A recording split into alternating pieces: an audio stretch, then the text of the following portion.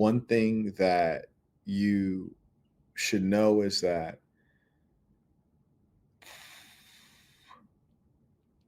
you think you're free until you try to exercise the freedom.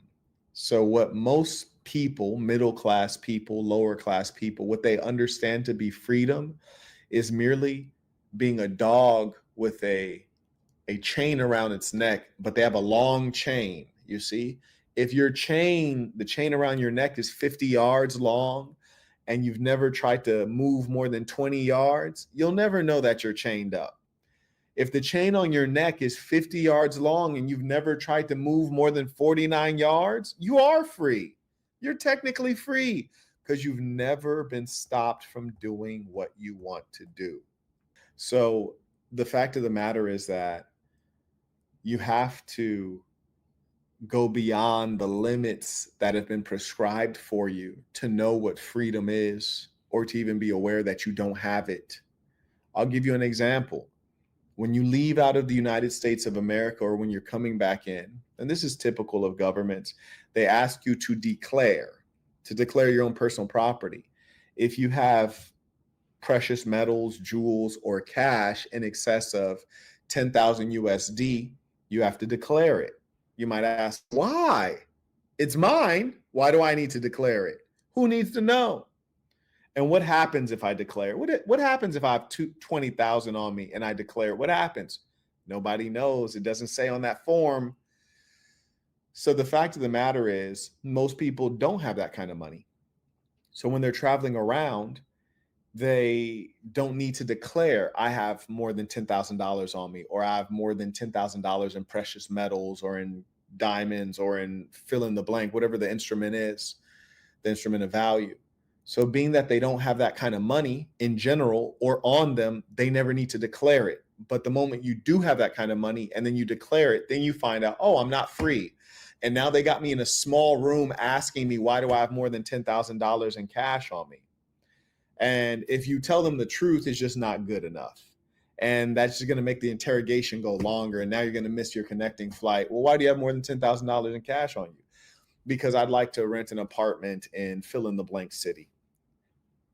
Let's say I want to rent an apartment in Macau, and the apartment that I want to rent is $5,000. So I have to pay a deposit, I have to pay first month's rent, and they want it paid in cash. So I'm bringing cash. Why do you want to live in Macau? I don't want to live in Macau. I live in the United States. I'm just renting an apartment there. What are you going to be doing? What does it matter? Like, who are you? That's when you realize very quickly you do not have freedom at all. You don't have freedom. You thought you did. So the point is that you think you have freedom. You just are not in a position that's a threat to the government to where you are experiencing limits to your freedom, or you're bumping up against the predefined limits that they already have for all of their citizens. Well, why do they care about people taking significant sums of cash outside the United States? You can take your credit card out and you could have a black Amex and you could use up to $1 million in credit. Well, that's trackable. The United States can cut off your card. They can stop your money. They can track your money. So they're in total control. But if you take out 20,000, 30,000, 40,000 in cash USD, which is respected pretty much everywhere on earth, and there's a particular movement you would like to support, and you can hand off that cash to that movement or some leaders or some persons who can get it to the right people, then America feels as though you're acting against the government's interests, not your interests, the government's interests, which are different than yours. Marquett, what's an example of that? There was a guy named Muammar Gaddafi. He was a leader in a country called Libya, which most of the world views as a revolutionary country that did great things in general, but in particular for sub-Saharan Africans. And the government of Libya offered $1 billion US. This is a fact, $1 billion US to the Black Americans. Yes, even though the American government won't give you reparations, they won't give you anything to help you out. The government of Libya said, I will give $1 billion to the Black Americans. I'm going to put it in the hands of Minister Louis Farrakhan, the Nation of Islam, and I will let them utilize that money to rebuild Black America through education and whatever means he sees fit. Now, what happened? That would, you would think receiving $1 billion would definitely be in the interest of Black Americans and as well the Nation of Islam and Louis Farrakhan, right? However, the United States government said, nope, we're not going to give these N-words any money, and we're not going to let you give these N-words any money. So you see a major divergence between the interests of the people and of the government, right? And it's not just in the case of Blacks, that's just one that was top of mind. So I point that out to say the American government's interests and your interests are different. I remember when I was in Latvia and Poland, and I was interested to go see Belarus or go to Russia.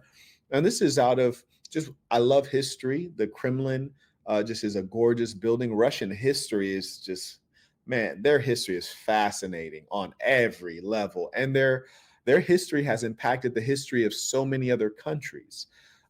Fidel Castro wouldn't exist without Russia. Ho Chi Minh, Vietnam wouldn't exist without Russia. Germany would have never been split in half without Russia. The Cold War would have never happened. There's so many things that just would not be the same if Russia did not exist with the kind of history that it had. It's utterly fascinating. But before I could go over to Russia or to Belarus, I had to deal with the American government, which put a travel advisory on those countries and said, do not go. And if you go, you get put on a list, and then you get further stigmatized and harassed and questioned. And the thing is, I don't have any beef with any Russians. I don't have any beef with any people in Belarus, but the government does. So why does their beef have to become my beef? And their beef is not even a real beef. It's just war for markets. It's the government's, and our government doesn't work for the people. They work for the elite, the people who own multinational corporations. That's all our government does. It opens up markets. It doesn't spread democracy. It opens up markets for products and services, low quality products and services like McDonald's and Kentucky Fried Chicken and the United Fruit Company and things like that. That's what it does. Yeah. Come on now. And shout out to those of you that are pure of heart. And it's just a couple of you. It's just a couple of you, apparently. And thank you to the moderator for putting up the like ratio. When the likes are that low, you wonder, why do you watch? If you don't believe, if you don't agree, if you don't want to support, why do you watch? And that is the inclination of the wicked, the devils. They want to be appraised of the efforts of the good peoples, and they want to try to retard our efforts and stop what we're doing. Me, I don't watch people like Destiny, for example, because he's a pervert and a sexual deviant. I understand that he just caught a case for his sexual deviance. And if someone would send me some information, I'd like to do a review of that. And we've always known that there's something wrong with bro, right? Clear as day. Bro ran off on his kid. His kid and his ex old lady still live in the same little town that he got her pregnant in. He ran off on the kid, and then he's, trying to deal sexually with people who are not of adult age. And now he's gotten this situation. It's not surprising at all. This is perfectly in line with his history. But, that's what the wicked do. They try to keep an eye on the good peoples, and they try to retard our efforts.